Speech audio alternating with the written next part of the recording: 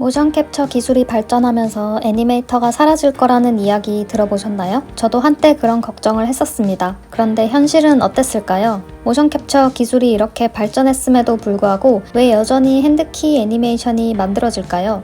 심지어 트리플 A급 게임사에서도 핸드키가 필수적으로 쓰이는 이유가 있습니다. 오늘 그 이유를 함께 알아보겠습니다. 모션 캡처와 핸드키 애니메이션의 차이, 그리고 각 방식이 어떤 상황에서 사용되는지 먼저 이야기를 해볼게요. 모션 캡처는 실제 배우, 액터의 움직임을 기록해서 애니메이션 데이터로 변환하는 기술입니다. 자연스럽고 사실적인 모션을 빠르게 만들 수 있고 게임뿐만 아니라 VR, 영화, AR 같은 다양한 산업에서도 활용됩니다. 반면에 핸드키 애니메이션은 애니메이터가 직접 포즈와 타이밍을 만들어내는 방식입니다. 모든 동작을 자유롭게 컨트롤할 수 있기 때문에 현실적이지 않은 과장된 움직임을 만들거나 특정 스타일을 적용하는 데 유리합니다. 1960년대부터 미국에서 모션 캡처 기술이 개발되기 시작했는데요. 1990년대에 센서를 이용한 자이로스코프 기반 모션 캡처와 카메라를 이용한 광학식 모션 캡처가 개발되고 2000년대부터는 게임업계에 모션 캡처 기술이 본격적으로 도입되기 시작했는데요. 2010년대 이후로는 트리플 A급 게임을 개발하는 대형 개발사들이 모션 캡처를 적극적으로 사용하면서 상용화되었습니다. 그런데도 핸드키 애니메이션이 여전히 중요한 이유가 있는데요.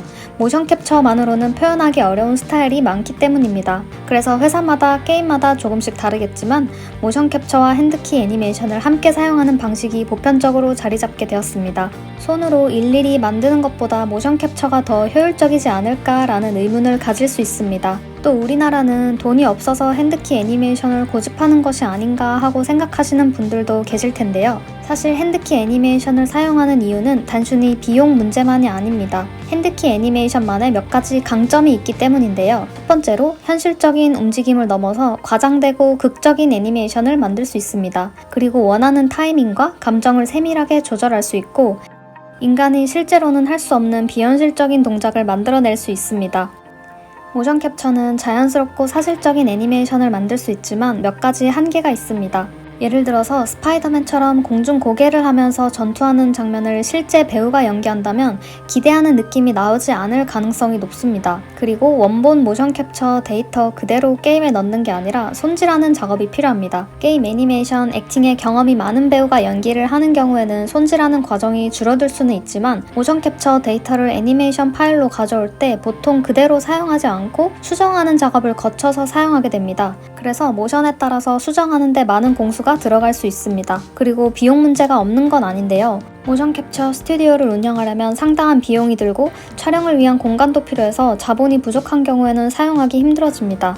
많은 트리플 A급 게임에서도 핸드키 애니메이션을 적극적으로 활용합니다. 예를 들어서 스파이더맨 시리즈에서는 전투 및 이동 애니메이션에서 핸드키 작업을 적극적으로 활용해서 만든 것을 알 수 있습니다. 스파이더맨 영상을 함께 보면서 어떤 부분에서 핸드키 애니메이션으로 만들어졌을지 함께 살펴보겠습니다. 스파이더맨이 공중에서 회전하면서 공격하거나 공중을 날아다니는 웹스윙 모션, 팔이 늘어나거나 등에 달린 거미다리, 형태가 변형되는 모션 등은 실제 배우가 할 수 있는 동작이 아닙니다. 그래서 스파이더맨 특유의 과장된 스타일을 표현하기 위해서 핸드키 애니메이션이 필요하게 되는 것입니다. 제가 잘 만들었다고 추천했던 게임인 철권, 스트리트 파이터들도 모션 캡처를 도입해서 제작됐습니다. 그런데 이처럼 격투 게임은 강한 타격감과 과장된 모션이 중요합니다. 그리고 1프레임, 2프레임 단위로 싸움의 승패가 좌우되면서 타격 타이밍이 매우 미세하게 조절되는 게임 장르입니다. 그래서 모션 캡처를 활용했다고 하더라도 촬영된 모션의 타이밍과 포즈를 수정하는 작업이 필요하게 됩니다. 그리고 닌텐도의 젤다의 전설과 마리오 시리즈는 만화적인 느낌으로 핸드키 애니메이션을 적극적으로 활용한 사례입니다. 특히 마리오 시리즈에서는 다양한 동작들이 과장되면서도 부드럽게 표현이 돼서 애니메이션으로 캐릭터의 개성을 강조하는 것을 볼 수 있습니다.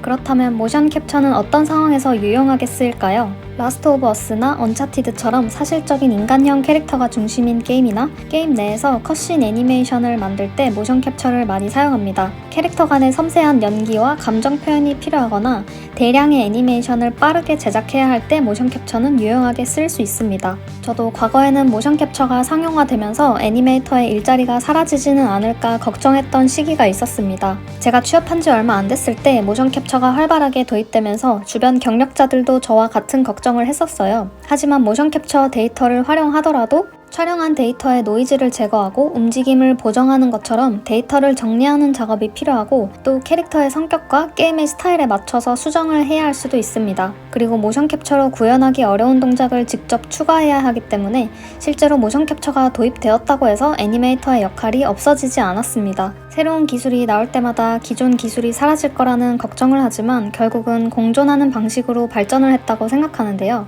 3D 애니메이션이 처음 등장했을 때 이제 2D 애니메이션은 다 망한다, 사라진다고 얘기했지만 지금도 2D 애니메이션은 여전히 강력한 표현 방식으로 살아남아 있고, 심지어 드래곤볼 파이터즈나 스파이더맨 뉴 유니버스 애니메이션처럼 3D에서 2D 스타일을 흉내내는 영상과 게임도 등장하고 있습니다. 모션 캡처가 처음 등장했을 때 핸드키 애니메이션은 사라질 거다라고 예상했지만 과장된 스타일이나 만화적인 표현이나 연출의 자유도가 중요한 곳에서는 여전히 핸드키 애니메이션이 필수적입니다. 그리고 AI 기반 애니메이션 제작 기술이 등장하면서 또다시 애니메이터가 필요 없어질 거다라는 말이 나오고 있는데요. 현실적으로 AI가 완벽하게 창의성과 감성을 재현할 수는 없어서 오히려 애니메이터들이 AI를 활용하는 방식으로 발전할 가능성이 크다고 생각합니다.